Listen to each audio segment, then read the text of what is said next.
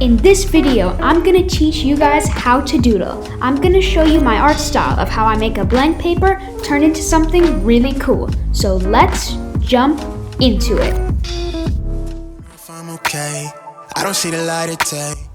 The first step in doodling is finding inspiration. You can go on the internet to find inspiration, or even look at things around you in real life. Here are a list of artists that have different styles of doodling. You can use them as inspiration, but it's important to not copy, and it's important to make your own style. Next up comes sketching. Be free and enjoy yourself while drawing, and you can even draw your idea first, small, before you actually make it. This is a crucial part of the doodle process as it lays out the foundation for what you're going to do next.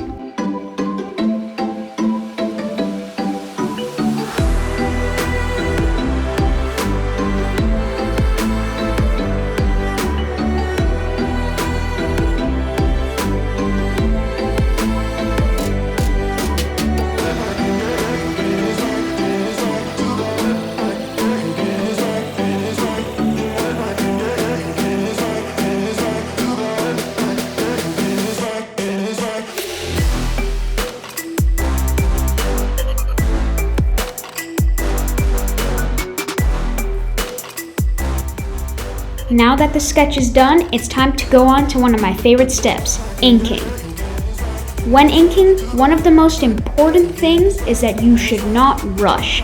Take your time to get nice, smooth strokes, as this part really makes your artwork bold.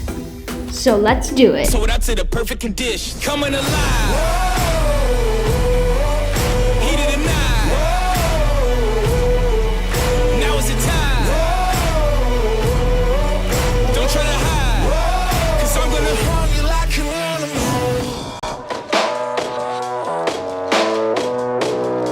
Next up is inking styles. Here are the 3 styles that can make your drawing really good.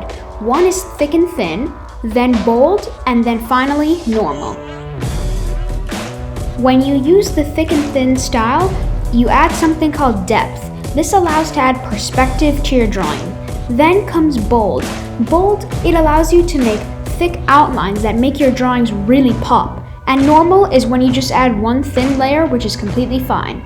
I use all of these styles, but I mainly use the thick and thin because I really like to add perspective to my drawings, but you can choose whatever you feel like.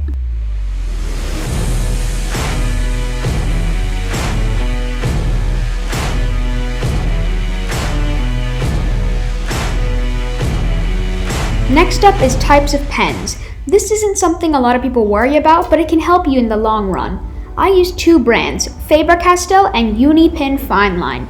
Both of these pens are really good as the ink is really smooth, and the larger the number on the top indicates the thickness of the pen. This is important as it allows you to make different types of inking lines.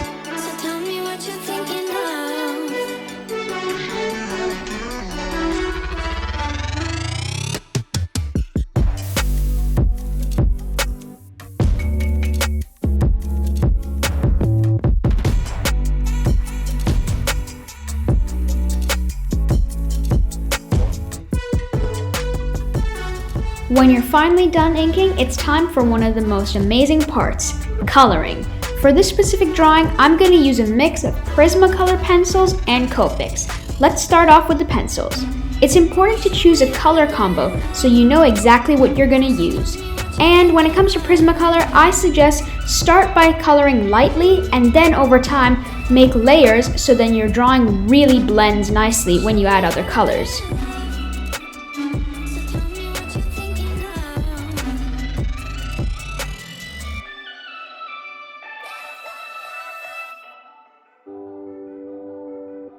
For this specific drawing, I'm going to be using a gradient of gray colors as I want to make the skull really look realistic as possible.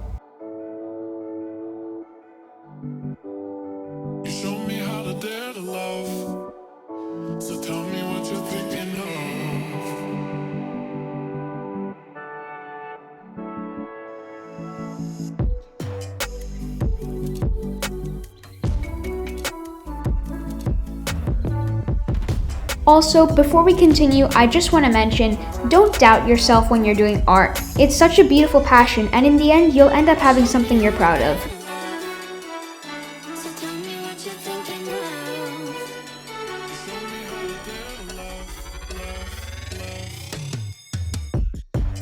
It's time to use some magic to add some spice to the drawing.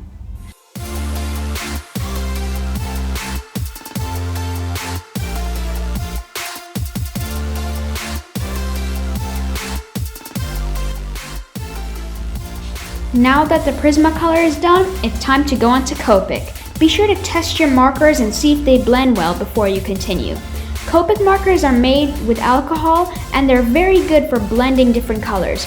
Of course, you don't have to use Copic markers, but these just end up having a really good result on your drawing.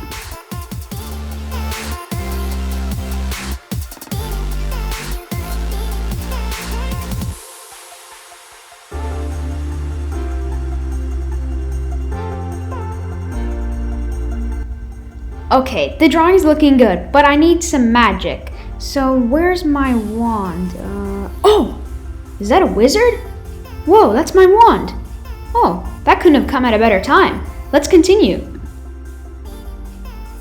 And pow! Alright. Before we go on to the reveal, I just want to say we're super close to 300 subscribers, so if you could go down below and subscribe, I would really appreciate that. And now, enjoy the reveal. Bye.